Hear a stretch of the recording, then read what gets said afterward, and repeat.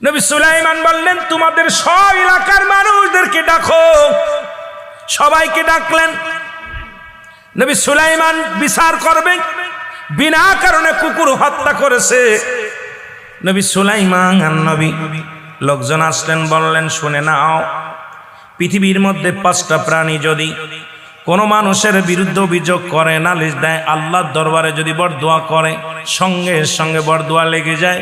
আবার এই 5টা প্রাণী যদি পৃথিবীর মধ্যে কোনো মানুষের জন্য দোয়া করে, আমার আল্লাহ সঙ্গে সঙ্গে কবুল করে নেয়। কারণ আমি নবী সুলাইমানকে সমস্ত প্রাণীর ভাষা, সমস্ত প্রাণীর কথাবার্তা বোঝার ক্ষমতা দিয়েছে আমার আল্লাহ। জোরে বলেন মারহাবা।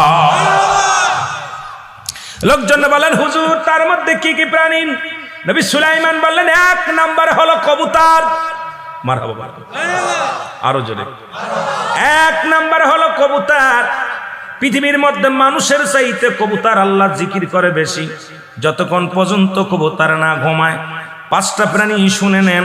যিনি নবী করিম সাল্লাল্লাহু আলাইহি ওয়াসাল্লাম হিজরতের সময় মক্কা থেকে মদিনায় যখন গিয়েছিলেন, তখনও আমার নবীজিকে কি করলেন? সাহায্যের জন্য কবুতর যায় একটা বাসা বানাইলেন। বাসা বানাইয়া ডিম পাড়লেন। ও মুসলমান, কবুতর ডিম পারিয়া তা দিতেছিলেন বসে বসে। কারণ রহমতের নবীর সাহায্যের জন্য আমার আল্লাহর দরবারে বলেছিল, কবুতর আমার আল্লাহ, ও আমার আল্লাহ, এই পৃথিবীর মধ্যে আপনার হাবিব জিয়ারত করে রওনা হয়ে গেল। আল্লাহ মক্কা থেকে মদিনার দিকে যায়, ফিরে বারে বারে দেশের দিকে ফিরে ফিরে নবীজি চায়। আল্লাহ শত্রু পক্ষ লেগেছে পিছে, না জানি আমার নবীজিকে ঘায়েল করবে। আল্লাহ আমাকে একটু সুযোগ দাও, যে গর্তের মধ্যে নবীজি ঢুকেছে, ওই গর্তের মধ্যে বাসা বানায়া আমি ডিম পারব। কবুতর শুধু বাসা বানাইলেন। ও মুসলমান, শুধু 3টা নয়, শুনে নেন, শুনে নেন। ওখানে মাকড়সা এসে বাসা বানাইলেন। মাকড়সা, ও মুসলমান, জাল বানাইলেন, জাল বানাইলেন। এরপরে কবুতর আসিয়া বাসা বানাইয়া ডিম পারিয়া তা দিলেন। নবীজি সাহায্য পাইলেন। এবার কবুতরকে আমার আল্লাহ বললেন, কবুতর রে, তুমি আমার হাবিবকে সাহায্য করেছো, তুমি বিনিময়ে কি চাও?